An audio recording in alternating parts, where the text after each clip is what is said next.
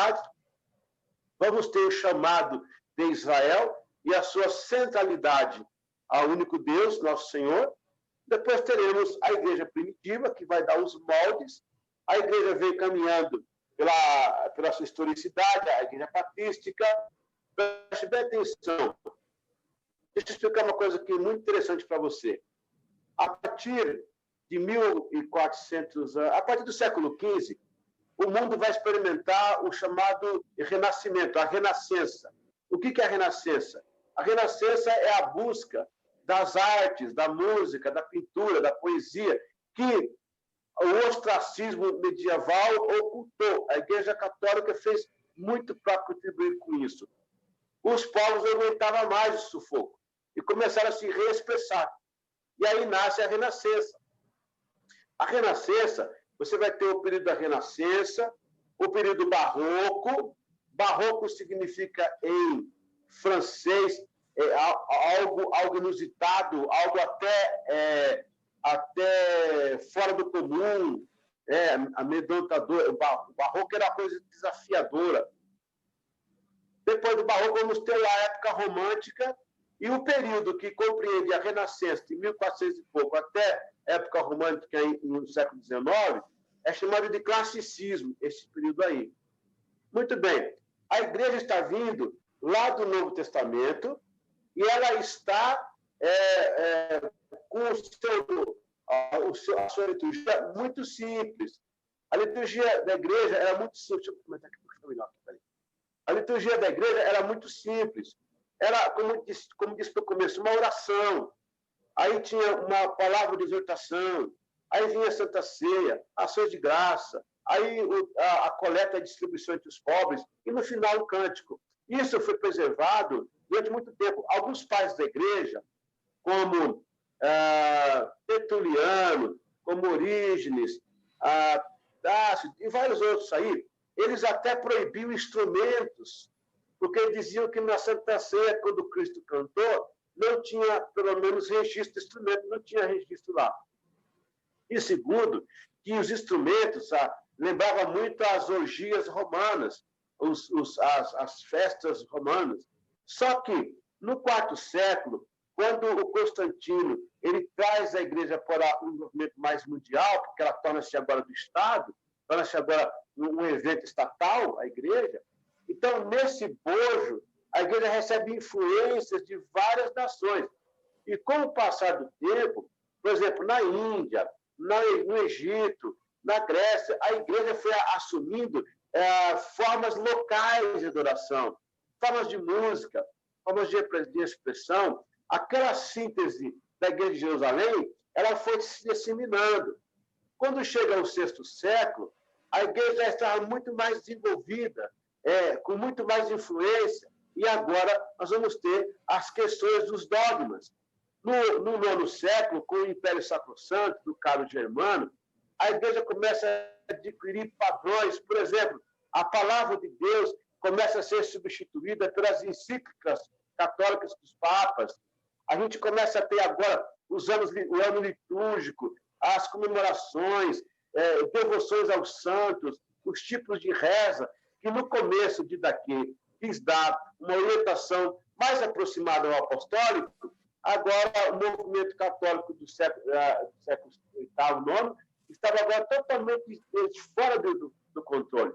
Quando a reforma vai acontecer, a reforma acontece um pouco depois, a reforma protestante, ela vai acontecer entre o Barroco e o período romântico, mas ela vai vir depois da Renascença, ou seja, é um período em que os cultos se tornaram verdadeiros espetáculos.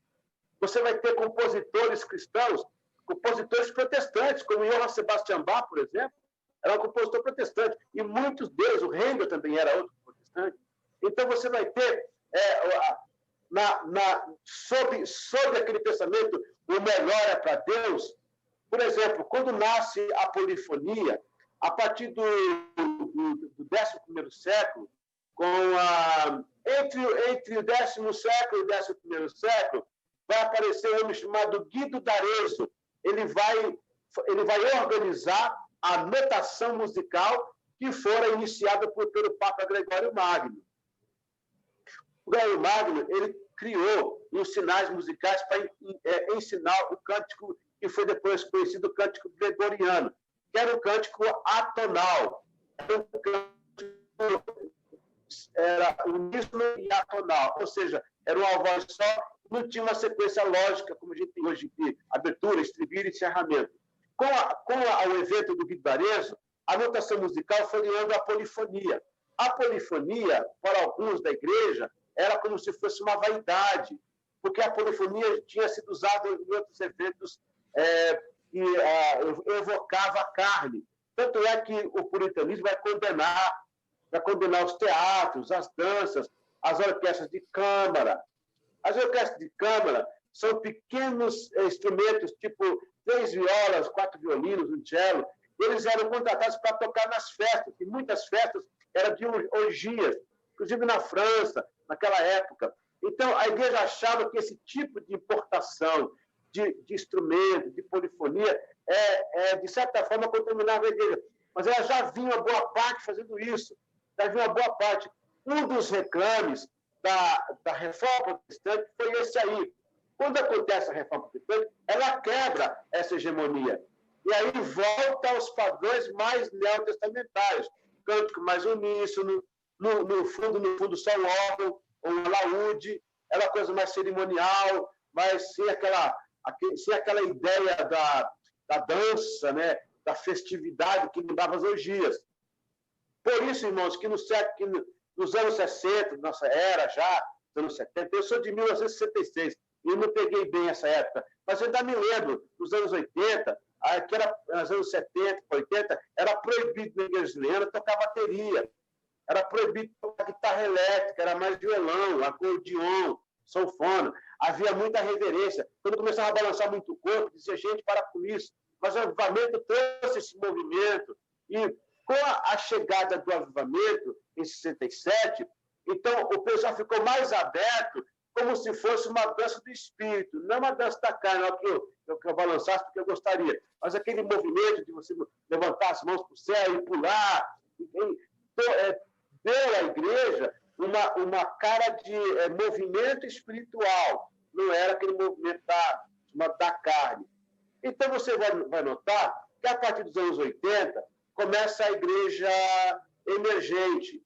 Aí você vai ter algumas igrejas mais, não vou dizer assim, mais ecléticas, né? Você vai ter, por exemplo, uma delas, a Bola de Neve, o Centro Metropolitano. Muitas igrejas vão trazer aquelas ideias diferenciadas daquele padrão que havia nos anos 70. Não estou dizendo que está errado, gente, que é pecado. Eu estou montando para vocês uma projeção histórica para a gente se situar no tema da liturgia. Depois, com a chegada dos anos 80, nós vamos ter na igreja evangélica uma fase chamada a fase musical gospel. Eles vão importar o nome gospel porque a igreja era discriminada pelo nome evangélico. A música evangélica é discriminada. Então, vamos colocar um nome mais americanizado para dar aquela cara, aquela maquiagem e ficar mais acessível, né? Apesar que o gospel americano é o gospel da música negra americana. Teria que ser Christian. Se é para ser americano, tem que ser Christian. Que era um termo mais aberto.